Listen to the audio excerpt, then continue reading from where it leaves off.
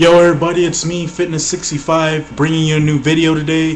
This is just gonna be the video I said in my last video, which apparently, well, hasn't gotten that many views, but hopefully I start getting more views on that video. But today, this is just, since this is gonna be like a top 10, top 5 Survivor Series my favorite Survivor Series moments of all time.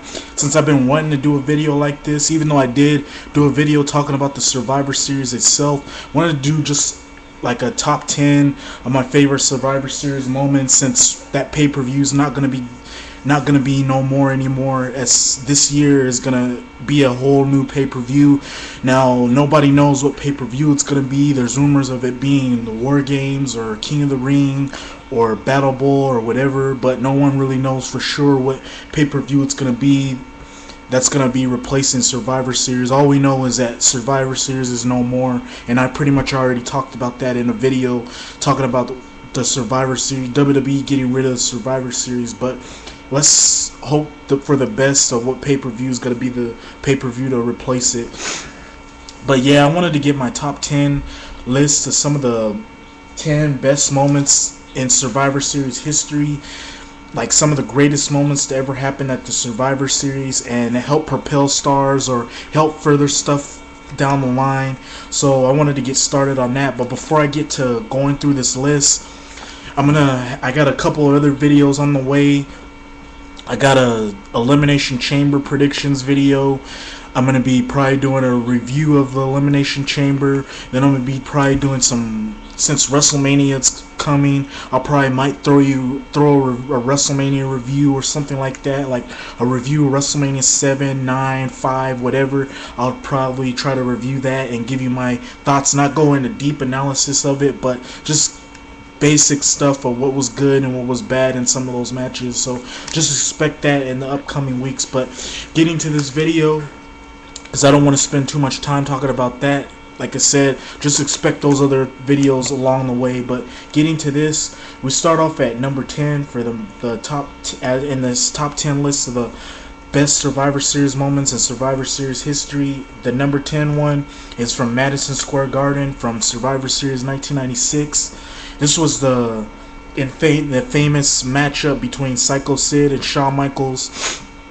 Psycho Sid was, I guess, supposedly supposed to be the heel, or he was supposed to be booed, or however the WWE was building him coming into this matchup. I guess he was supposed to be the heel, and Shawn Michaels was supposed to be the baby face, but the crowd just was all over Shawn Michaels. They were booing him. They were calling him names. They were catcalling him during this matchup. They were cheering Sid during the matchup, saying he was the man and stuff like that. And it just pretty much showed you that the Madison Square Garden crowd just really wasn't into Shawn Michaels' character, or really didn't want to cheer for the good guy. They wanted to go for the rule breaker or the heel, and everything that Sid did that was heel tactics in this matchup, they were cheering him in this matchup for. And everything Shawn Michaels did, they were just pretty much booing him, and he was pretty much the baby face in this matchup, which makes the whole situation even more kind of funny and makes you kind of scratch your head. But yeah, number 10 is the Madison Square Garden incident of the fans turning on Shawn Michaels.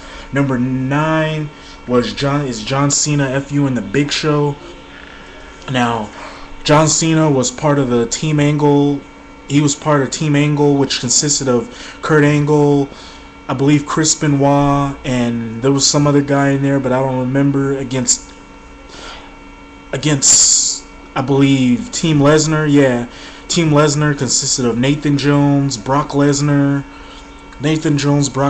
Big Show, and I forgot who the other guy was, but it was a pretty good, decent matchup. People were wondering whether John Cena was going to turn on Kurt Angle, or he was going to fulfill his duties or fulfill his promise, and John Cena ended up doing that. Towards the end of the match, John Cena got a chain out. He hit the Big Show, and people were wondering what he was going to do, and he ended up lifting the Big Show up, which just takes an amazing feat, as Big Show is not an easy man to lift. So John Cena ended up picking him up, and he pretty much FU'd him, and the whole place went nuts. And that's how John Cena ended up being born, and people were taking a lot of notice into him during that. But yeah, that was a pretty big moment, and it helped propel John Cena as one of the top guys. And put the fans on notice about John Cena. Number 8 is from the Survivor Series 1998.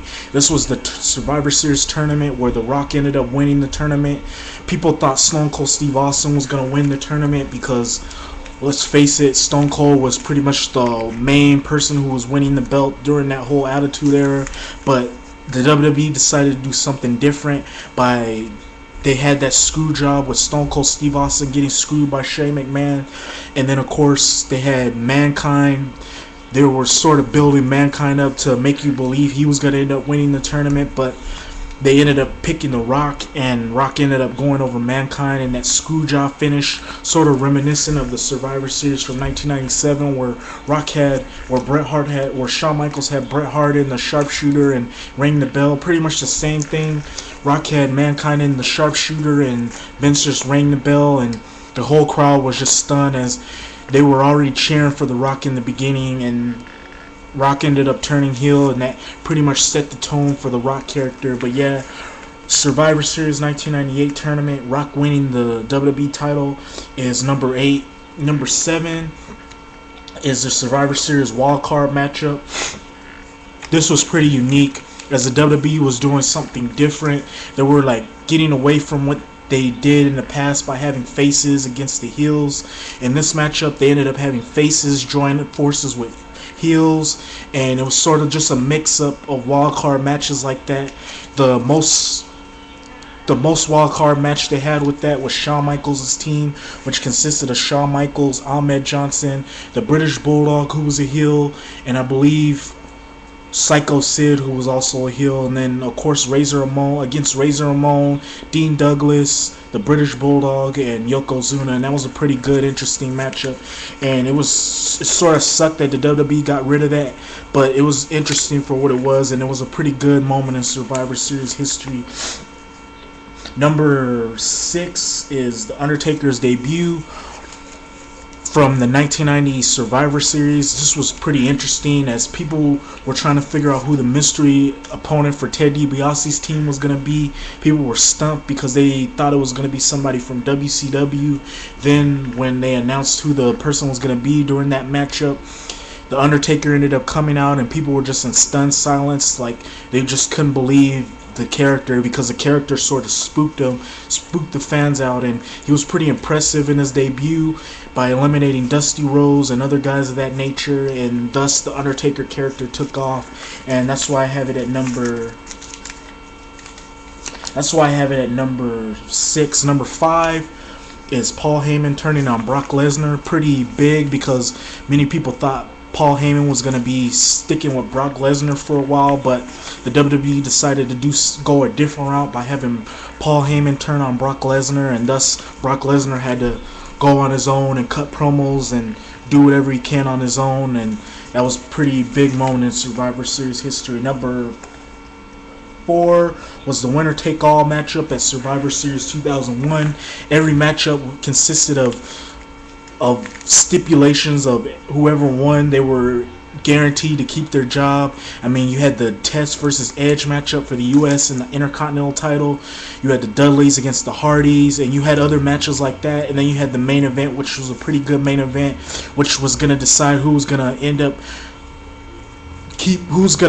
winning it all, or for their whole company. WWF, of course, ended up winning, and thus that killed the Alliance storyline. But overall, it was a pretty good, interesting storyline. Pretty good matchups, although there was 2 bad matchups on there, but just a very good matchup.